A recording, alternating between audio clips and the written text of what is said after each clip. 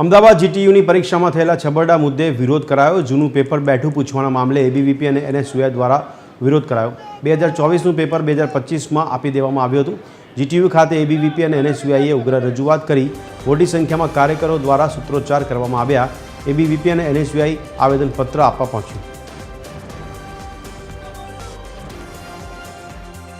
Model officer होय તેનો squad હોય કેટલા એક્ટિવ હોય છે તરત વિદ્યાર્થીનો પેપર લઈ લે તમે શું કરો છો મેડમ આમાં એક દિવસમાં રિઝલ્ટ આવવામાં તમે 2 વીકમાં તો ફોટો આવે છે વિદ્યાર્થીનો કા ચોરી કરવામાં આવ્યો ગવર્નમેન્ટ ઓફિસર છે એટલે એને પૂરેપૂરું આ તો ગવર્નમેન્ટ ઓફિસર કેમ તમે સરકાર નિયુક્ત છો જીટીયુ ના સરકારના વાઇસ ચાન્સલર છો તમે વડા છો યુનિવર્સિટીના અને બોલતા શરમ આવે છે મેડમ આવું બે અઠવાડિયાનો ટાઈમ આપે અને સસ્પેન્ડ કરજો બરોબર સસ્પેન્ડ આખી યુનિવર્સિટી સડક છે પછી મેડમ તમારા આટલી મોટી જીટીયુમાં તમે આવી સિસ્ટમ આપવા કરી છે અને હજી ઇમ્પ્રૂવ કરવાની વાત કરો છો બીજું કઈ એટલે બીસીએ તમારે બેસવું પડશે સાંભળવું પડશે બધી રજૂઆત જોડે વાત કરીએ તમારી જોડે મિસ્ટર વાળા બીજા કોઈ વચ્ચે બોલવાનું નહીં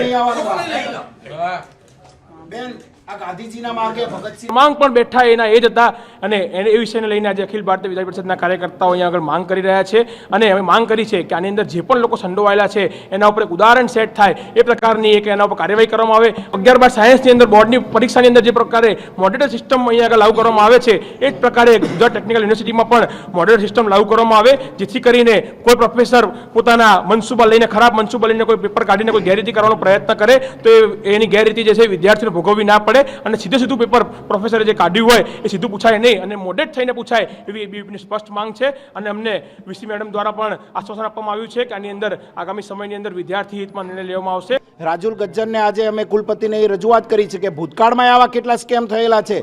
રાજુલ ગજ્જરને અમે કીધું કે આની ઉપર તમે કડક કાર્યવાહી કરો, જો કડક કાર્યવાહી કોઈ કરવામાં નહીં આવે તો એની સહી બે અઠવાડિયામાં ઉગ્ર આંદોલન કરશે। 2 અઠવાડિયાનો ટાઈમ આપેલો છે। રાજુલ ગજ્જર કુલપતિ આવ્યા ત્યારથી સ્ટાફ નર્સિંગમાં પણ આવું હતું એબીસીડી એટલે આવી રીતે ક્રમવાઇઝ એમના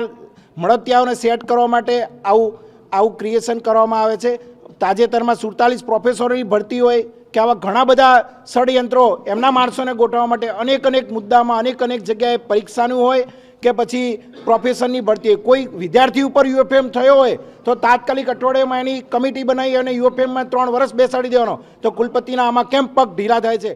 જે પ્રોફેસર પર આપણે આટલો ટ્રસ્ટ મૂકતા હોઈએ અને એણે આવી રીતે આ પેપર કાઢ્યા, આપણા નિયમો બહુ જ કડક છે અને એ નિયમ પ્રમાણે પહેલાં જ જાણકારી આપવામાં આવે છે કે ક્વેશ્ચન પેપર રિપીટેશન તો આઉટ ઓફ ક્વેશ્ચન છે, કોઈ બીજો ક્વેશ્ચનને એને સમાંતર બી ક્વેશ્ચન ના પૂછાવવો જોઈએ એ પ્રમાણેની આપણી સિસ્ટમ છે અને કડક એક્શન લેવામાં આવે જ છે।